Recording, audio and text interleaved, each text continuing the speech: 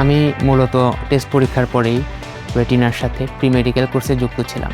আমি আমার একাডেমিক লাইফে এইচএসসি লাইফের পাশাপাশি রেটিনার প্রি মেডিকেল কোর্সেও ভর্তি ছিলাম, দুইটা পাশাপাশি করেছি। প্রি মেডিকেল কোর্সটা আমার মনে হয় অনেক বেশি গুরুত্বপূর্ণ। ধৈর্য ধরে করতে পারলে অবশ্যই বেনিফিট পাওয়া যায়। আসলে আমার মধ্যে যাদের হচ্ছে টার্গেট ফিক্স করে ফেলছে যে আমি মেডিকেলে যাবো, তাদের জন্য আমি বলবো যে শুরু থেকেই প্রি মেডিকেলে যুক্ত হয়ে যাও। আমার প্রি মেডিকেল এক্সপিরিয়েন্সের ক্ষেত্রে যেটা মূল হেল্প ছিল আমি বলবো, সেটা পড়াশোনার ক্ষেত্রে যে রেগুলারিটি মেনটেন করা, সেটা আপনি এইচএসসি এবং অ্যাডমিশন দুইটাতেই এক্সেল করতে পারবেন রেটিনা প্রি মেডিকেলের মাধ্যমে।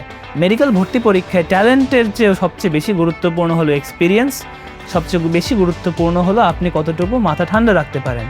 আর আপনি যত বেশি পরীক্ষা দিবেন, যত বেশি আপনি স্ট্রেসের মধ্য দিয়ে যাবেন, তত বেশি আপনি কাম এবং কালেক্টেড হবেন। এক্ষেত্রে আমি মনে করি রেটিনা প্রি মেডিকেল কোর্স করার মাধ্যমে আপনার বয়স এমনিতেই 5 বছর বেড়ে যাবে এবং আপনি চাপ নেওয়ার যে অভ্যাসটা শুরু হবে, সেটা আপনি মেডিকেল অ্যাডমিশন পর্যন্ত আপনি কিপ আপ করতে পারেন যদি, তখন আপনি নিঃসন্দেহে একটা ভালো রেজাল্ট করতে পারবেন। তোমরা প্রি মেডিকেল কোর্স ট্রাই করে দেখতে পারো, কারণ প্রি মেডিকেল কোর্সে তোমার শুধু যে মেডিকেলের টপিক কাভার হবে এমন না, তোমার এইচএসসির ক্ষেত্রে এটা বেনিফিশিয়াল হবে অনেকাংশে। এখন আগে থেকে যদি একটা মেডিকেল টাইপের প্রিপারেশন নেওয়া থাকে প্রি মেডিকেল কোর্সে যুক্ত হলে, তখন থেকে আইডিয়া পাওয়া যায় যে মেডিকেলে এখান থেকে প্রশ্ন করতে পারে, সেটাতে যথেষ্ট টাইম দিলাম।